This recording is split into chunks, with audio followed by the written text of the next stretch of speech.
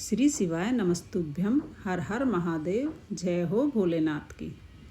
पशुपतिनाथ व्रत की पूजा हमें किस प्रकार से करनी है, क्या क्या सामग्री चाहिए होती है, आज की इस वीडियो में हम यही चर्चा करेंगे। और किन किन सावधानी हमें रखनी चाहिए इस व्रत को करते समय।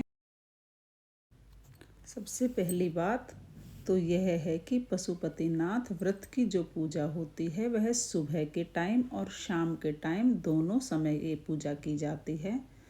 शिवालय अथवा शिव मंदिर में ही यह पूजा की जाती है। 5 सोमवार यह पूजा की जाती है और 5 सोमवार इसका उद्यापन कर दिया जाता है।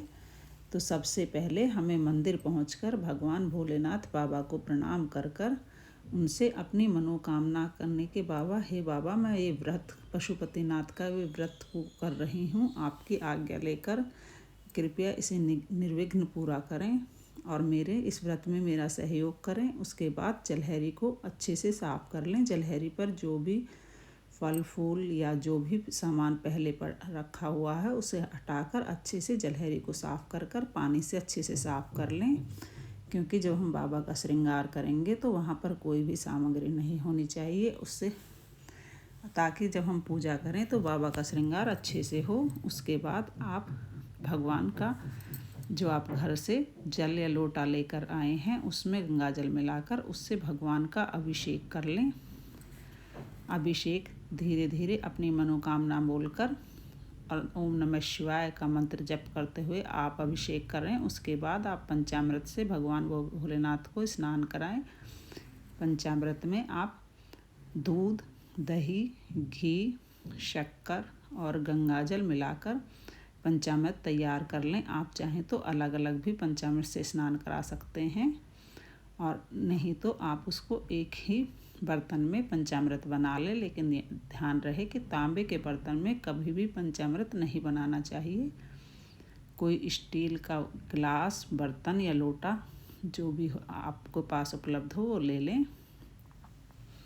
उसके बाद भगवान को शुद्धोदक स्नान कराएं जल से दोबारा। उसके बाद भगवान भोलेनाथ के शिवालय पर आप बाबा का श्रृंगार करें। उसके लिए आप बाबा के ओम बना लें या त्रिपुंड बना लें, जो भी आप बना ले सकते हैं। उसके अष्टगंध चंदन से त्रिपुंड बना लें या ओम लिखकर बाबा का श्रृंगार कर ले। दुनिया का ऐसा कोई सा भी कार्य नहीं है जो पशुपतिनाथ व्रत से पूर्ण ना हो, या दुनिया की ऐसी कोई मनोकामना नहीं है जो पशुपतिनाथ व्रत से पूर्ण हो सके।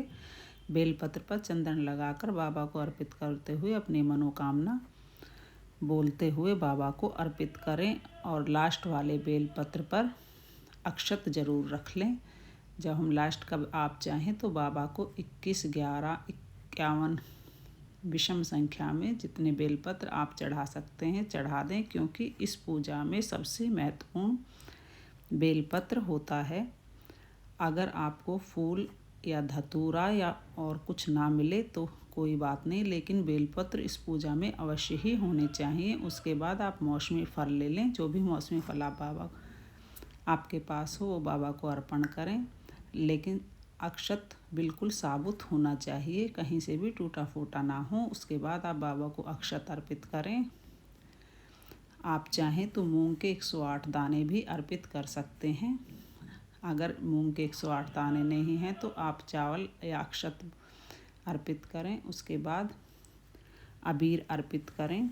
अबीर, गुलाल, जो भी सामग्री आपके पास हो उसे अर्पित करें। उसके बाद भोले बाबा को जनेऊ अर्पित करें और गणेश भगवान को जनेऊ अर्पित ज़रूर करें। और अगर आपके पास जनेऊ नहीं है तो आप कलावा को भी जनेऊ के रूप में बाबा को अर्पित कर सकते हैं। और इस बात का विशेष ध्यान रखें कि जिस लोटे में हम जल लेकर जाते हैं मंदिर, उस लोटे में बाबा के शिवलिंग पर चढ़ा हुआ जल लेकर ही हम अपने घर वापस आएं। कभी भी हमें लोटा खाली नहीं लेकर आना है। उसके बाद आप जो भी फूल आपको, अपराजिता का फूल या समी पत्र, जो भी फूल आपके पास हो वो आप बाबा को अर्पित करें। बाबा का अच्छे से श्रृंगार करें। अगर सफ़ेद पुष्प मिल जाएं तो और भी अच्छा है। लाल फूल बाबा को अर्पित ना करें। उसके बाद तांबुल अर्पित करें। तांबुल के रूप में आप पान पर लौंग इलायची अर्पण कर सकते हैं। अगर लौंग इलायची सुपारी आपके पास नहीं है तो उस पर चावल रखकर भी अर्पित कर सकते हैं। उसके बाद बाबा को फूल फल जो भी आपके पास सामग्री हो अपनी मनोकामना बोलते हुए चढ़ाते जाएं। लेकिन शिवलिंग पर पूजा करते समय इस बात का विशेष ध्यान रखें कि शिवलिंग की पूजा हमें बाबा के पीछे बैठकर, शिवलिंग के पीछे बैठकर कर उत्तर दिशा की तरफ मुख करके यह पूजा करनी होती है, जहाँ पर जलहरी का मुख होता है। उसके बाद आप जो भी आपको श्रृंगार करना है, जो भी श्रृंगार की सामग्री हो, आप उसको अच्छे से श्रृंगार करें। माता पार्वती का आप सिंदूर अर्पित कर कर उसको अपनी मांग में भर सकते हैं। उससे माता को कहते हैं कि हमारा सुहाग अखंड रहता है जब हम माता पार्वती से सिंदूर लेते हैं। पूजा करते समय इस बात का विशेष ध्यान रखें कि हमारे हाथ में कोई भी अंगूठी चूड़ी ऐसी ना हो जिससे कि घर्षण हो। और उसके बाद माता पार्वती को सिंदूर अर्पित करें, गणेश भगवान को सिंदूर अर्पित करें, नंदी बाबा को सिंदूर अर्पित करें। नंदी बाबा को एक बेलपत्र अवश्य अर्पित करें। आप चाहे तो गणेश भगवान और नंदी बाबा को दूर्वा अर्पित करें। और उसके बाद ये जो अशोक सुंदरी को सिंदूर अर्पित करें। भगवान गणेश जी का आप चाहें तो भगवान गणेश जी और माता पार्वती सभी का हस्तकमल पर, माता पार्वती के हस्तकमल पर ही शिवलिंग रहता है, तो आप चाहें तो उनका सबका एक साथ भी पूजन कर सकते हैं और अलग अलग भी पूजन कर सकते हैं। अगर अलग अलग मूर्तियां हैं तो सभी देवों का इस प्रकार से पूजन करें। देसी घी का गोल बाती का दीपक जलाकर आरती करें। किसी और के दीपक में यह पूजा ना करें। आप अपने घर से ही दीपक लेकर जाएं और दीपक के नीचे अक्षत या फूल का आसन जरूर दें। दीपक को कभी भी खाली नहीं जलाना चाहिए। और यह व्रत मंदिर में ही क्यों किया जाता है? क्योंकि मंदिर के जो शिवलिंग होता है वो प्राण प्रतिष्ठित होता है और भक्तों की आस्था के मंत्रों की शक्ति उसमें समाई होती है। और इस बात का विशेष ध्यान रखें कि हमें एक ही शिवालय में यह 5 दिन पूजा करनी है। अलग अलग शिवालय में यह पूजा हमें नहीं करनी है। और आप चाहें तो आप शिवरात्रि पर से यह पूजा शुरू कर सकते हैं या शिवरात्रि से पहले यह पूजा कर लें, ताकि जब 5वां सोमवार हमारा आए तो उस दिन शिवरात्रि हो और उस दिन हम अपने व्रत का उद्यापन करें।